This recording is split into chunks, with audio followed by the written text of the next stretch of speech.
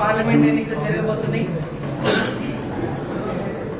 మరి ఎన్నికల నేపథ్యంలో రాబోతున్న నేపథ్యంలో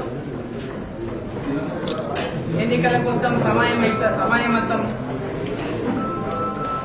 సమాయత్తమైనటువంటి సందర్భంగా భారతీయ జనతా పార్టీ ఈరోజు మహబూబ్ నగర్, నాగర్ కర్నూల్, నల్గొండ ఈ 3 పార్లమెంటు నియోజకవర్గాలు కలిసి ఒక క్లస్టర్ గా ఏర్పాటు చేయడం జరిగింది.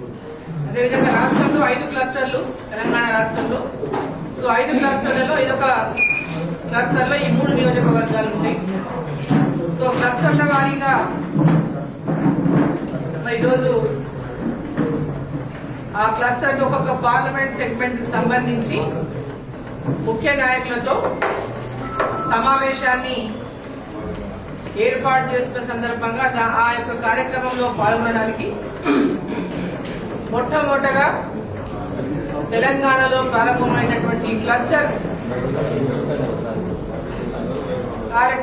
మీటింగ్ కి ముఖ్య అతిథిగా అమిత్ షా గారు పాల్గొనబోతున్నారు. మహబూబ్ నగర్ నుంచే దీన్ని ప్రారంభం చేయబోతున్నారు. సో తెలంగాణ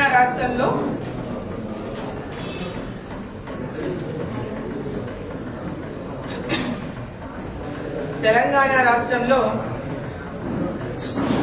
భారతీయ జనతా పార్టీ రేపు రాబోయేటటువంటి పార్లమెంట్ ఎన్నికలలో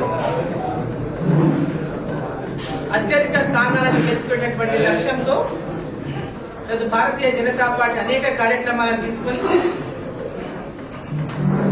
క్షేత్రస్థాయి వరకు కార్యక్రమాలను ఏర్పాటు చేసుకుని పోతున్నటువంటి సందర్భంగా మరి మొట్టమొదటగా ఈ క్లస్టర్ సమావేశానికి అమిత్ షా గారు హాజరై వారి ముఖ్య అతిథిగా వచ్చి వారికి అందరికి కూడా మరి కార్యకర్తలకందరికీ దిశానిర్దేశం చేయబోతుందని చెప్పి సందర్భాన్ని తెలియజేస్తా ఉన్నాం. అటువంటి సమావేశం మొట్టమొదటి సమావేశం మహబూబ్నగర్ నుంచి ప్రారంభం చేయడం, మరి మహబూబ్ నగర్, నాగర్ కర్నూల్, నల్గొండ 3 పార్లమెంటు స్థానాలకు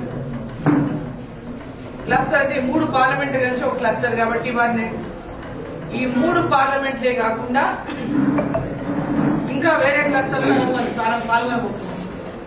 మొట్టమొదటిగా ఫస్ట్ క్లస్టర్ పాల్గొనబోయేది మహబూబ్ నగర్ నుంచి. సో తెలంగాణ మనం జరిగినటువంటి ఎన్నికలను చూసుకుంటే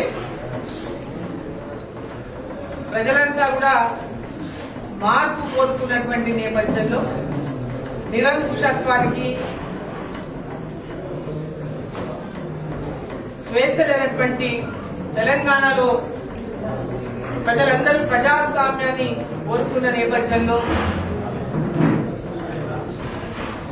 వారి అరాచకమైనటువంటి పాలనను పారదోలాలని ప్రజలంతా కూడా ఎట్టి పరిస్థితుల్లో ఈ ప్రభుత్వాన్ని దించాలని టిఆర్ఎస్ పార్టీని పూర్తిగా వ్యతిరేకతతో మరి మార్పును కోరుకొని మరి ఆ వ్యతిరేకతను నిర్మించిందేమో భారతీయ జనతా పార్టీ. తెలంగాణ రాష్ట్రంలో టిఆర్ఎస్ పార్టీ చేస్తున్నటువంటి అవినీతి గాని, అరాచకం గాని, ప్రజలకు ఇచ్చినటువంటి ఆ వాగ్దానం నెరవేర్చడంలో మోసాలు గాని, కేవలం ప్రాజెక్టుల పేరు మీద దోపిడే గాని, ప్రాజెక్టులు పూర్తి చేయకపోవడం గాని, ఇలాంటి అనేక అంశాలపైన, ఉద్యోగుల అంశాలే గాని, నిరుద్యోగుల అంశాలే గాని, దళితులకు ఇచ్చినటువంటి హామీలే గాని, గిరిజనులకు ఇచ్చినటువంటి హామీలే గాని, మహిళలకు ఇచ్చినటువంటి హామీలే గాని, ఇలా అనేక హామీల విషయంలో వారు ప్రజలని మోసం చేసినటువంటి నేపథ్యంలో భారతీయ జనతా పార్టీ అనేక ఉద్యమాలు చేపట్టింది, అనేక ఉద్యమాలు చేసింది. ప్రజల లోపల తీవ్ర వ్యతిరేకతని ప్రభుత్వం పైన నిర్మాణం చేసింది. మరి ఆ యొక్క వ్యతిరేకత ప్రజల లోపల పెద్ద ఎత్తున ఎట్టి పరిస్థితుల్లో టిఆర్ఎస్ పార్టీని గద్దెదించాలనేటువంటి ఆలోచనతో మరి కాంగ్రెస్ పార్టీ వాళ్ళు చేసినటువంటి కొన్ని దుష్ప్రచారాలతో వాళ్ళు అంటే ఒక భారీ మెజార్టీతో గెలిచినమైనటువంటి విలోమేమిగా గెలిచేసినటువంటి ఒక ఏదో ఆనందంలో తేలియాడుతున్నారు కాంగ్రెస్ వాళ్ళు బొటాబొటి మెజార్టీతో అధికారంలోకి వచ్చారు. బొటాబొటి స్థానాలు అధికారంలోకి వచ్చి ఇవాళ దేశవ్యాప్తంగా నరేంద్ర మోదీ గారే ఈ దేశంలో మళ్ళీ దేశానికి ప్రధానమంత్రి కావాలని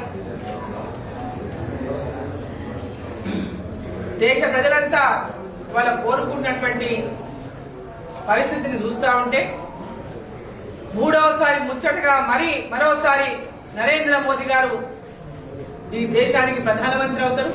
అత్యధికంగా పార్లమెంటు సీట్లను భారతదేశంలో మరోసారి భారతీయ జనతా పార్టీ గెలుచుకుంటుందని చెప్పి సందర్భాన్ని తెలియజేస్తా ఉన్నా.